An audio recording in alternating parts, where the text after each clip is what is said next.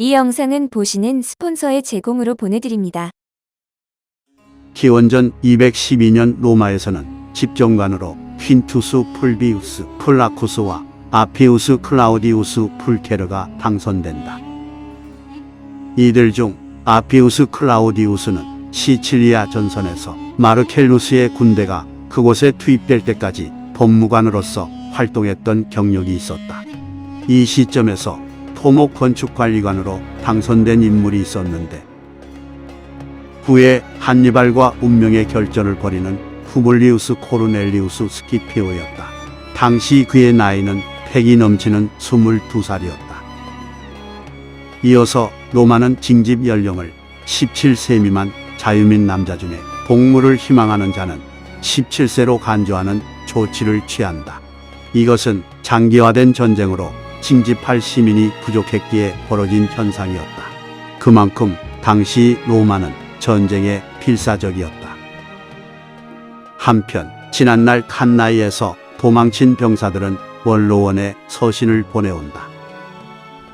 이들은 자신들이 범한 죄는 인정하지만 당시 군대를 지휘한 사령관들이 공직에 임명되어 활동하는 점과 자신들만 책임을 받는 상황이 부당하다고 주장한다.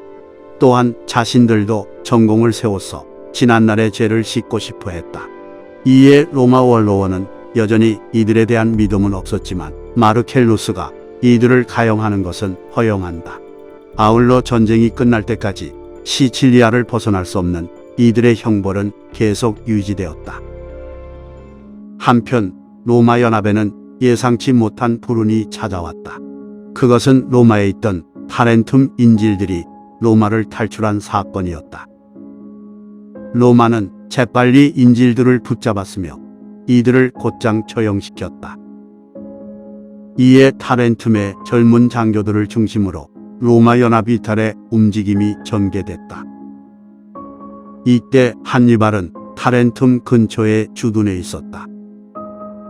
로마 연합 이탈파를 이끄는 인물 중 하나인 필렌메누스는 한니발과 접촉하여 도시에 대한 정보를 제공했다. 시적절한 협조에 한니발은 즉각 행동을 개시한다.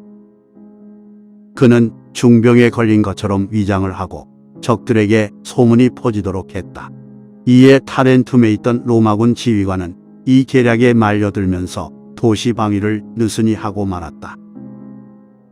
이어서 한니발은 수십 기로 이뤄진 기병대에게 주변 농가 약탈을 지시한다. 이는 타렌툼 수비군의 시선을 묶어두기 위함이었다. 이후 한니발은 야움을 틈타서 포기 1만을 이끌고 타렌툼 코앞까지 진군했다. 이제껏 누미디아 기병의 약탈로 인해서 도시의 수비군은 한니발의 기동을 파악할 수 없었다. 이곳에서 한니발은 내통한 필렌메누스를 기다렸다. 다시 밤이 찾아왔고 필렌메누스가 모습을 드러냈다. 한니발은 그에게 일단의 병사와 성문 수비병의 눈길을 끌 돼지를 주었어 필렌메누스가 평소 드나드는 성문으로 투입시킨다.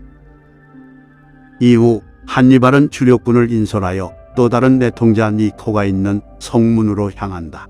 니코와 한니발은 횃불로 신호를 주고받은 뒤 작전을 개시한다. 니코와 그의 추종자들은 신속하게 성문 수비병을 처치했으며 곧바로 성문을 열어 한니발을 맞이했다. 필렌메누스도 수비병이 돼지를 건네받는 순간 이들을 제거하고 성문을 확보한다. 도시에 진입한 한니발은 장병들에게 로마인만을 제거하라고 명한다. 한니발군이 로마 수비대 군용으로 향하는 길에서 타렌툼 시민들과 여러 번 마주쳤다. 그때마다 필렌메누스와 니코의 추종자들은 시민들에게 침묵을 요구했다. 순조롭게 적의 목덜미에 접근한 한니발의 군대는 능숙하게 로마군을 처치한다. 갑작스러운 기습에 로마 수비군 군영 곳곳에서 비명이 들려왔다. 이때 로마 수비군은 타렌툼 시민들이 반란을 일으켰다 여기고 황급히 군을 수습하여 절벽에 위치한 성체로 피신했다. 반대로 타렌툼 시민들은 로마 수비대가 도시를 약탈한다고 생각하여 타렌툼 전체가 의심과 혼란으로 가득 메워졌다. 칠흑 같은 밤이 가고 타렌툼 시민들과 로마 수비군은 혼란의 원인을 알 수 있었다. 아침 햇빛은 도시의 주도권이 한니발과 그의 군대에게 넘어갔음을 알려주었다.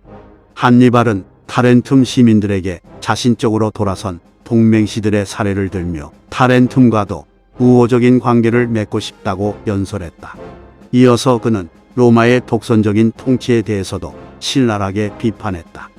이후 그는 고생한 장병들을 위한 약탈을 행하기 전에 새로운 동맹인 타렌툼 시민들의 재산을 보호하기 위해서 각자의 집 때문에 이름을 쓰라고 명한다.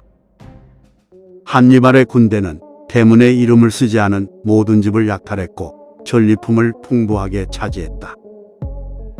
타렌툼과 동맹조약을 체결한 한니발은 단란한 로마 수비대가 있는 절벽 성체를 포위한다.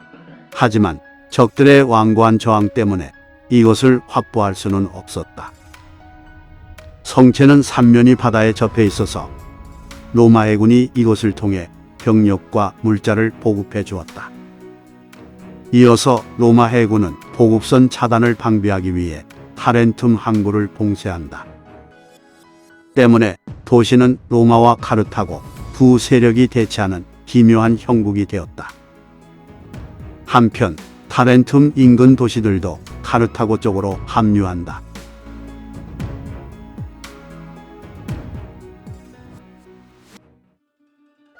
영상이 유익하셨다면 구독과 좋아요, 힘이 되는 광고 시청과 알람 설정 부탁드립니다. 그럼 다음 이야기로 찾아뵙겠습니다. 안녕히 계세요.